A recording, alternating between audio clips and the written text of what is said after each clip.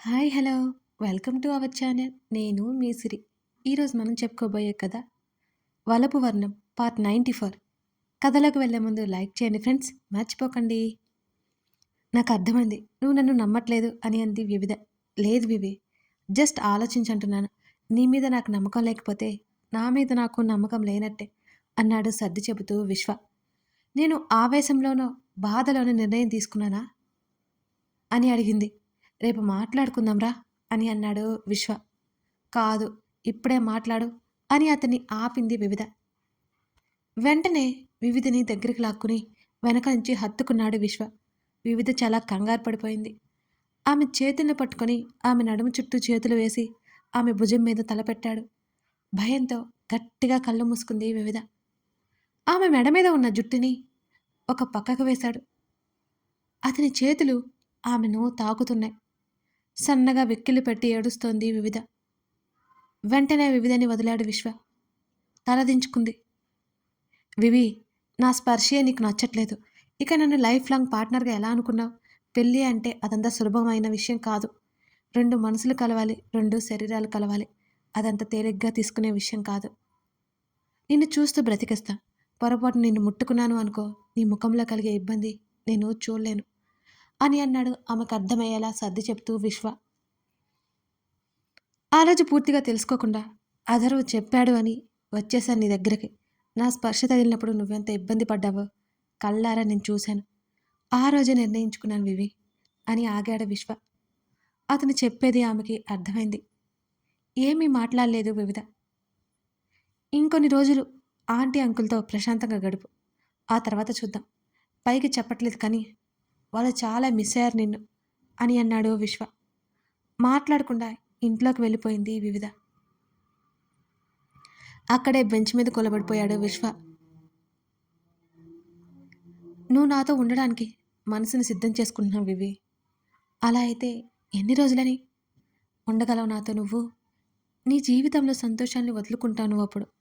నువ్వన్నట్టు ఒకవేళ నిజంగా ముందే నీ మనసు సిద్ధమై ఉంటే అంతకంటే అదృష్టం లేదు నాకు. కానీ నువ్వు సిద్ధంగా లేవు వివి. నువ్వు సిద్ధంగా లేవు. నువ్వు నీ కోసం ఆలోచించడం లేదు, అందరి కోసం ఆలోచిస్తున్నావు. నీ కోసం ఆలోచించి చూస్తే కానీ నీ మనసు చెప్పేది అర్థమై ఉండేది. నువ్వు నాతో సంతోషంగా ఉండలేవు వివి. గిరిగీసుకుని మాత్రమే ఉంటావు లైఫ్ లాంగ్. నీకు ఆ పెయిన్ నేను ఇవ్వలేను. అసలు ఈ తప్పంతా నా వల్లే. నా ప్రేమ గురించి నీకు తెలియకపోతే ఎప్పటికీ నువ్వు బాధపడేదానివి కాదు అని మనసులోనే అనుకుంటూ తల పట్టుకుని కూర్చున్నాడు విశ్వ. ఆకృతికి కాల్ చేశాడు అర్జున్. దయ్యం, టెర్రస్ మీదకి రావే అని చెప్పాడు. నేను రాను, నీ మీద అలిగానని చెప్పాను కదా అని అంది ఆకృతి. నేను రాను, నీ మీద అలగానని చెప్పాను కదా అని అంది ఆకృతి. నా చిన్నారి బంగారాను కదూ, వచ్చావే, మంచి గిఫ్ట్ ఇస్తా నీకు బుజ్జగిస్తూ అడిగాడు అర్జున్. తమరి ఇచ్చే గిఫ్ట్ ఏంటో నాకు బాగా తెలుసు, నాకేం అవసరం లేదు. అస్సలు వద్దు, మూతి తిప్పి చెప్పింది ఆకృతి. రాక్షసి, ఇందాక బంగారం అన్నావు, అంతే, అంతా అబద్ధమే కదా అని అడిగింది ఆకృతి. అంతేనా అని అడిగాడు. ఎగ్జాక్ట్లీ, ఆమె ఫోర్స్ కొట్టింది. అవునా సరే. ఆకృతి భుజం మీద ఎవరో తట్టినట్టు అనిపిస్తే వెనక్కి తిరిగి చూసి గుటకలు మింగింది. కళ్ళెగరేశాడు అర్జున్. నేనేదో సరదాకి బావా, నిజంగా నేనే వచ్చేద్దాం అనుకుంటున్నాను అంది ఓ నవ్వు నవ్వి. నమ్మమంటావా అని అడిగాడు. నిజంగా నిజం బావా, నేను ఎప్పుడైనా అబద్ధం చెప్పానా? అమాయకంగా ముఖం పెట్టింది ఆకృతి. ఇప్పుడు చెప్పిందేంటి బంగారం? ఆమె ముఖం మీద పడిన ముంగురులను సవరిస్తూ అన్నాడు అర్జున్. అంటే బావా, అది అదేంటంటే నిజం చెప్పాను అంటూ తల గుండ్రంగా అటు ఇటు ఊపింది. నమ్మానులే అన్నాడు. నువ్వేంటి ఇలా వచ్చావు?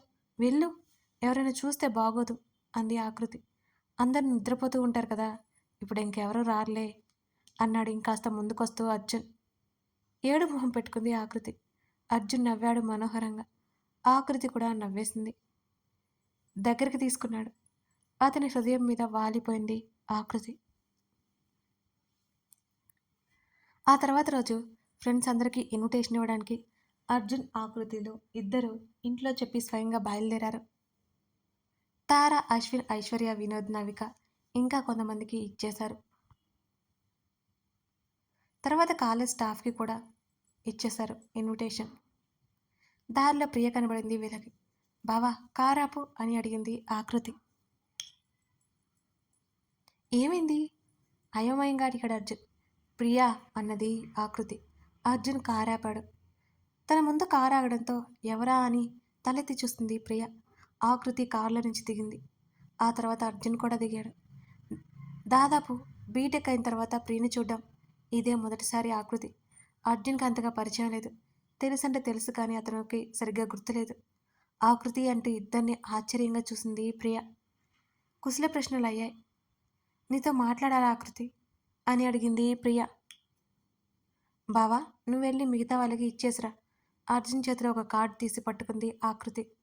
సరే చెప్పేసి వెళ్ళిపోయాడు అర్జున్ అక్కడి నుంచి. ఇద్దరు కాఫీ షాప్లో కూర్చున్నారు. కార్డిచ్చి పెళ్ళికి పిలిచింది ఆకృతి. ఏంటి ప్రియా కనిపించలేదు, అసలు ఏం చేస్తున్నావు ఇప్పుడు నువ్వు అని అడిగింది ఆకృతి. పెళ్ళైపోయింది, జాబ్ కోసం చూస్తున్నాను అని అంది ప్రియ. అదేంటి అలా ఉన్నావు, అప్పట్లో అసలు లేవే, చాలా వీక్గా కనిపిస్తున్నావు నువ్వు, ఏమైంది అని అడిగింది ఆకృతి. అది అది మా హస్బెండ్ బిజినెస్ లాస్ వచ్చింది, అప్పులు వాళ్ళకి కట్టేశాం, ఆస్తి మొత్తం, ఇల్లు తప్ప ఏమీ మిగలలేదు. ఆయన పూర్తిగా డిప్రెషన్లో ఉన్నారు. కొంచెం ఫైనాన్షియల్ ప్రాబ్లమ్స్ ఉన్నాయి అందరికీ, అందుకే ఇంటర్వ్యూకి వెళ్ళొస్తున్నాను చిన్నగా చెప్పింది ఈ ప్రియ. అవునా, ఏమన్నారు, నువ్వు టాలెంటెడ్ కదా వస్తుందిలే ఆకృతి ధైర్యం చెప్పింది. నమ్మకం లేదు, చూద్దాం అని అంది ప్రియా నిర్లిప్తంగా. నువ్వేం దిగులు పడుకో, మా బిజినెస్ మొత్తం మా బావే చూస్తున్నాడు, నేను మాట్లాడతాను బావతో, మీ వారికి నీకు జాబ్ చూడమని చెప్తాను, మీకు నచ్చిన డిపార్ట్మెంట్లో వర్క్ చేయొచ్చు అని ప్రియ చేతి మీద చెయ్యేసి భరోసా ఇచ్చింది ఆకృతి.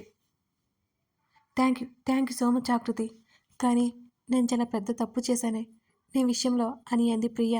అప్పటికే ఆమె ఏడుస్తూ. తప్ప అదేంటి అర్థం కాలేదు ఆకృతికి ప్రియ మాటలు. అవును నన్ను క్షమించు అని అంది ఆ ప్రియ.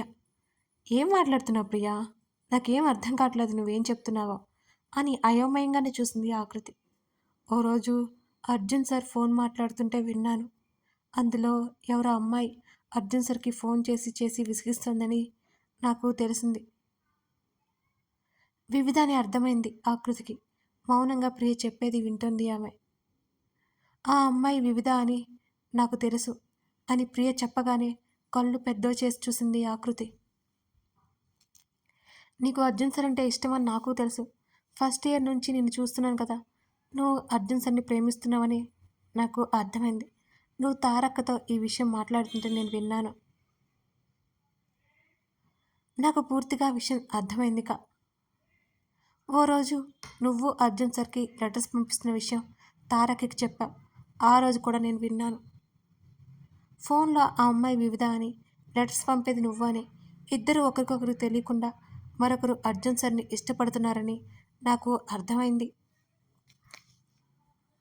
అప్పుడప్పుడు ప్రశాంతంగా ఉంటూ వివిధ ఫోన్ వస్తే చాలు చాలా చిరాగ్గా మాట్లాడేవాడు అర్జున్ సార్. నువ్విచ్చిన లెటర్స్ వైపు బెండ్ అవుతున్నాడేమోనని అనిపించింది, అది నా అనుమానం మాత్రమే. అందుకే అని ఆగింది ప్రియ. ప్రియ చెప్పేది ఆశ్చర్యం ఆతృత కలిగించేలా అనిపించింది ఆకృతికి. ఆమె ఏం మాట్లాడకుండా మౌనంగా వింటోంది. అందుకే అని అడిగింది. ఓ రోజు అంటే వివిధ కిడ్నాప్ అయిన ముందు రోజు అర్జున్ సార్ ఇంకా మీరందరూ క్యాంటీన్లో ఉన్నప్పుడు అర్జున్ సార్కి వినబడేలా, వివిధ నువ్వు లెటర్స్ బాగా రాస్తావని విన్నాను, నాకు రాసి పెట్టవా అని అడిగాను కాస్త గట్టిగా కావాలని. వివిధ లీవ్ లెటర్ అనుకుని సరే అని చెప్పింది. అర్జున్ సార్ విన్నారు కానీ పట్టించుకోలేదు నాకు అనిపించింది. బహుశా లెటర్స్ అమ్మాయి ఫోన్ కాల్స్ అమ్మాయి ఒక్కరే అన్న ఆలోచన లేదేమో అప్పటికి. ఆ లెటర్స్ అమ్మాయి ఫోన్ కాల్స్ అమ్మాయి వివిధ అని నమ్మించే అవకాశాన్ని వదులుకోలేదు నేను. అర్జున్ సార్ ఉన్నప్పుడు వివిధ గురించి మాట్లాడుతూ ఆలోచించేలా చేసేదాన్ని. అలాగే వివిధ దగ్గర అర్జున్ సార్కి త్వరగా ప్రేమ విషయం చెప్పేలా తనకే తెలియకుండా ప్రేరేపించేలా నేనే చేశాను. తర్వాత అర్జున్ సార్ వివిధ లవ్లో ఉన్నారని వినోద్, అశ్విన్ సీనియర్స్ వల్ల నాకు తెలిసింది. వాళ్ళు నీ గురించి బాధపడ్డానని విన్నాను. నాకు కావాల్సింది జరిగిందని సంతోషపడ్డాను. నువ్వు అర్జున్ సార్ దూరం అయ్యారు అని నాకు తెలిసింది. అంతా నా వల్లే. లేకపోతే మీ ఇద్దరు ఎప్పుడో కలిసిపోయేవారు. నన్ను క్షమించు ఆకృతి అంటూ కళ్ళు తుడుచుకుంది ప్రియ. ఎందుకు ఇదంతా చేశావు? ఆకృతి ముఖంలో నెత్తుటి చుక్కలేదు ఆ మాటలు విన్న తర్వాత. అలాగని కన్నీళ్లు కూడా రాలేదు. అప్పుడే వచ్చిన వివిధని పట్టించుకున్నావు. ఐశ్వర్య నవికలతో తిరుగుతావు. ఫస్ట్ ఇయర్ నుంచి ఉంటున్న నన్ను ఏమాత్రం నువ్వు ఇష్టపడవు. అందుకే నీ మీద ద్వేషం పెరిగింది. తర్వాత బీటెక్ అయిపోయింది. మెల్లిమెల్లిగా నేను చేసిన తప్పు ఏంటో నాకు తెలిసింది. నువ్వంటే నాకు చాలా ఇష్టం ఆకృతి. నా ఫ్రెండ్గా అనుకున్నాను. కానీ నువ్వు పలకరిస్తేనే పలికేదానివి. అందుకే చేతులారా నిన్ను బాధ పెట్టాను. సారీ ఆకృతి. Really sorry. ప్లీజ్ క్షమించు. ఈ అపరాధ భావం నేను మోయలేకపోతున్నాను అని ప్రియా ఏడ్స్తూ అంది. ఇది మా ఆఫీస్ విజిటింగ్ కార్డ్. బావకి చెప్తాను. నువ్వు మీ హస్బెండ్ వెళ్ళండి. జాబ్ కన్ఫర్మ్ అని పైకి లేచింది ఆకృతి. ఆకృతి ప్లీజ్ సారీ ఆకృతిని బ్రతిమాలింది ప్రియ. బావా త్వరగా రా అర్జున్కి ఫోన్ చేసింది ఆకృతి. బంగారం ఆర్ యూ ఓకే? ఆమె గొంతులో తేడా కనిపెట్టేశాడు అర్జున్. ఆ బావా అంది సన్నగా నవ్వింది ఆకృతి. అలా కూర్చొని కాఫీ ఆర్డర్ చేయి, నేను వచ్చేస్తాను అని చెప్పాడు అర్జున్. అని కాల్ కట్ చేసింది ఆకృతి. ఆకృతి ప్లీజ్ మాట్లాడు ప్రియ బ్రతిమాలుతోంది. ఏం మాట్లాడాలి చెప్పు? ఏం మాట్లాడమంటావు? ఇప్పుడు నిన్ను ఏదో ఒకటి అనేస్తే జరిగినవన్నీ వెనక్కిరావు.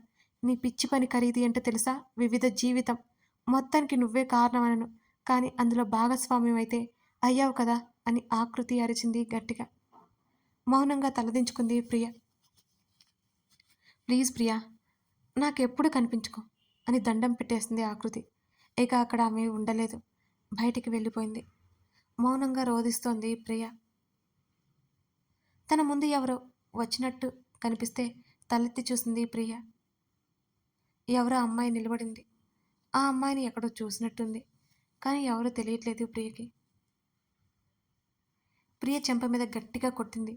ఆశ్చర్యంతో చూసింది ప్రియ. నీ వల్ల మా వివి ఇప్పటికీ ఏడుస్తుంది. నీకేం అన్యాయం చేస్తుందని. మా వివిధ చిచి నీలాంటి వాళ్ళని ఫ్రెండ్స్ అంటారా? అసహ్యంగా చెప్పి వెళ్ళిపోయింది రూప.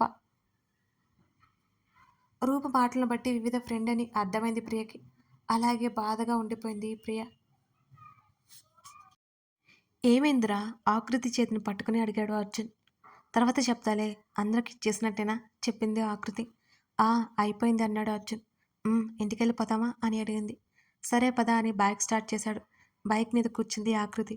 అర్జున్ చుట్టూ చేతులు వేసి అతని వీపుకి తలానించింది. దెయ్యం బాగానే ఉన్నావా అని అడిగాడు. నాకు అలా అనిపించడం లేదు. అమ్మో బావగ్గని తెలిసిందంటే ప్రియని దరిదాపుల్లో కూడా రానివ్వడు. ఇప్పుడు తను ప్రాబ్లమ్స్లో ఉంది. చెప్పకూడదు అనుకుని ప్రియ ఫైనాన్షియల్ ప్రాబ్లంలో ఉంది బావా. తనకి వాళ్ళ హస్బెండ్కి జాబ్ ఇస్తావా అని అడిగింది ఆకృతి.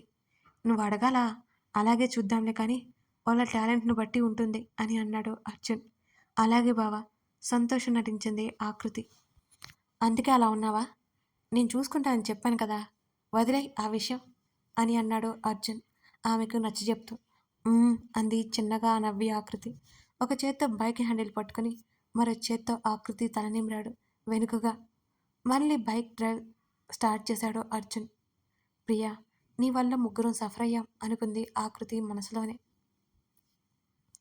వివిధకి కాల్ చేసి మాట్లాడాలని చెప్పింది రూప. వివిధ హైదరాబాద్ వచ్చిన విషయం చెప్పింది రూపకి. వివిధ వాళ్ళ ఇంటికి వెళ్ళింది రూప. నువ్వు ఎప్పుడొచ్చావురా? చెప్పనే లేదు. హాల్లో సోఫాలో ఉన్న విశ్వని చూసి అడిగింది రూప. మొన్ననే అని విశ్వ అన్నాడు. మొన్న సీరియస్గా చూసింది రూప. ఇంకా తన్ని కలవలేదని అన్నాడు. ఇంటికి కూడా రాలేదు అని రూప కోపంగా చూసింది విశ్వని. కుదరలేదు అని అన్నాడు. ఏం వెలగబెట్టావని కుదరలేదు నీకు? విశ్వ పక్కన సెటిల్ అయింది. కళ్ళెగరేసింది రూప. నువ్వు మారలేదే అసలు అని అన్నాడు. ఎందుకు మారాలి? రూప ఫోజ్ కొట్టింది. పాప మీ వాడు 3 ఏళ్ల నుంచి నిన్ను ఎలా భరిస్తున్నాడే? నీకెందుకురా? ఉరిమి చూసింది రూప. విశ్వ నవ్వాడు ఆమె మాటలకే. అవునరా వివి ఎక్కడా అని అడిగింది. నువ్వెక్కడుంటే తన రూమ్లో ఉందా? ఇదెప్పటి నుంచి? రూప ఆశ్చర్యపోయింది. ఓవర్ చెక్కు స్లీప్లో ఉంది. అవునా, నేను వెళ్ళి లేపేస్తా. రూపా పడుకోనివ్వు. కావాలంటే నువ్వు రేపు రాపో అన్నాడు. ఎంత దారుణం! పళ్ళు కొరికింది రూప. నువ్వు మాట్లాడడం కోసం వివి బంగారం లాంటి నిద్రని చెడగొడతావా మరి అని అన్నాడు విశ్వ. నాకు కాదు నీకే చాలా ఎక్కువైంది. అది సరే కానీ ఇంత సడన్గా ఊడిపడ్డావేంటి విషయం? కళ్ళు ఎగరేశాడు విశ్వ. నేను ముందే వివిధతో కాల్ మాట్లాడాను. తను ఇంటికి రమ్మని చెప్పింది. నువ్వే ఓవర్ చేస్తున్నావు అని అంది విశ్వని చూస్తూ రూప. అవునా సరే అయితే వెళ్ళి మాట్లాడు అని అన్నాడు విశ్వ. చాలా ఇంపార్టెంట్ మ్యాటర్. నువ్వు కూడా రావా అని అడిగింది రూప. పర్లేదులే వెళ్ళి మాట్లాడు. ఎహేరా విశ్వ చేతిని పట్టుకుని లాక్కెళ్ళింది రూప వివిధ గదిలోకి. కథ కొనసాగుతుంది. ఇదన్నమాట జరిగింది. అప్పుడు అర్జున్ వివిధ అని కన్ఫర్మ్ చేసుకోవడానికి కారణం ఏంటంటే ప్రియ మాటల వల్లనే ఇలా జరిగిపోయిందనమాట. అప్పుడు